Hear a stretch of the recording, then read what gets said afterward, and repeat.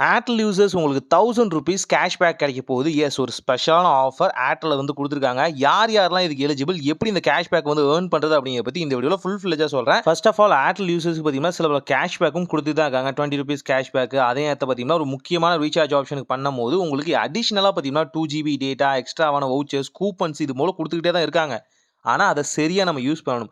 இப்போ உதாரணத்துக்கு சொல்லப்போனா, ஏர்டெல்லோட அஃபிஷியலான தேங்க்ஸ் ஆப்க்குள்ள போனீங்க அப்படின்னாலே, இது போல ஆஃபர்ஸ் இருக்கும். அந்த ஆஃபர்ஸ் உங்க நம்பருக்கு எலிஜிபிளா இருக்கான்னு தெரிஞ்சுட்டு நீங்க தாராளமா பார்த்தீங்கன்னா ரீசார்ஜ் பண்ணிக்கலாம். Paytm ஆகட்டும், அண்ட் பார்த்தீங்கன்னா ஃபோன்பே ஆகட்டும், ஜிபே ஆகட்டும், சில நேரங்கள்ல ஷோ ஆகும்.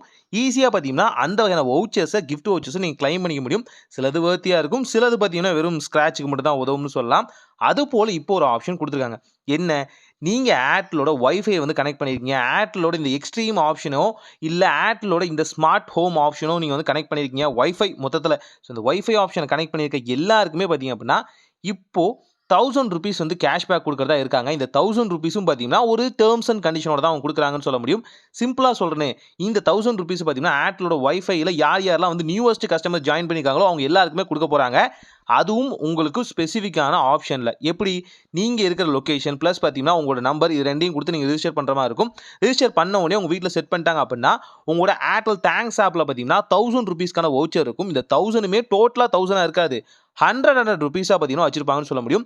இது போல பார்த்தீங்கன்னா, உங்களுக்கு 10 வவுச்சர்ஸ் கிடைக்கும். இந்த 10 வவுச்சர்ஸும் பார்த்தீங்கன்னா, உங்களுக்கு ₹100 இருக்கும். இத ஒவ்வொரு முறையும் அவங்கள்ட்ட ரீசார்ஜ் பண்ணும்போது நீங்க வந்து ரெடீம் பண்ணிக்க முடியும். ஸோ இது எப்படி பார்த்தாலும் உங்களுக்கு வந்து ஒரு பெனிஃபிட்டா தான் இருக்கும். அந்த கேஷ்பேக் இதுலயும் கிடைக்கும் அப்படின்னு சொல்றாங்க. ஸோ இது ஒரு சில பல கிரைட்டீரியாக்குள்ளேயும் அடக்கம். அது எல்லாத்தையும் படிச்சுக்கோங்க நல்லாவே. எப்படி, என்னென்ன அப்படிங்கிறது எல்லாத்தையுமே டெர்ம்ஸ் அண்ட் கண்டிஷன் பல பேர் படிக்கிறதே இல்ல. ஸோ அத நல்லா ரீட் பண்ணிட்டு, இந்த ₹1000 கேஷ்பேக் வேணும், நான் நியூவா வைஃபைஸ்ன்னு செட் பண்ண போறேன் அப்படின்னு நினைச்சீங்க அப்படின்னா, தாராளமா உங்க பிராட்பேண்ட்க்கு நீங்க வந்து ஏர்டெல்லே சூஸ் பண்ணிக்கலாம். கூடவே இன்னொரு விஷயமும் நான் சொல்றேன்.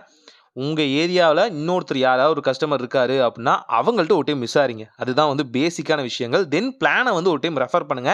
இந்த குடுக்குற அமௌண்ட்டுக்கு இந்த வகையான பிளான்ஸ் பிளஸ் பார்த்தீங்கன்னா, இந்த வகையான ஸ்பீடு, நெட்டு எல்லாமே உங்களுக்கு ஓகேனா மட்டும் தாராளமா ஏர்டெல்லோட வைஃபை சர்வீஸ் வந்து நீங்க தாராளமா சூஸ் பண்ணலாம்.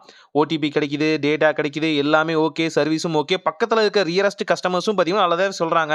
நல்ல சர்வீஸ் இருக்கு அப்படின்னா, தாராளமா நீங்க இந்த வகையான ₹1000 கேஷ்பேக் பிளஸ் வைஃபை வீட்டுக்கு செட் பண்றீங்க, பிராட்பேண்ட் செட் பண்றீங்க, ஸ்மார்ட் டிவி, ஸ்மார்ட் ஹோமா மாத்துறீங்க அப்படின்னா, தாராளமா சூஸ் பண்ணிக்கலாம். ஜஸ்ட் ட்ரை பண்ணி பாருங்க. ட்ரை பண்ணி பார்த்துட்டு எப்படி இருக்குன்னு சொல்லுங்க. ஒரு நல்ல மாற்றம் இதாய் நடக்கட்டும்.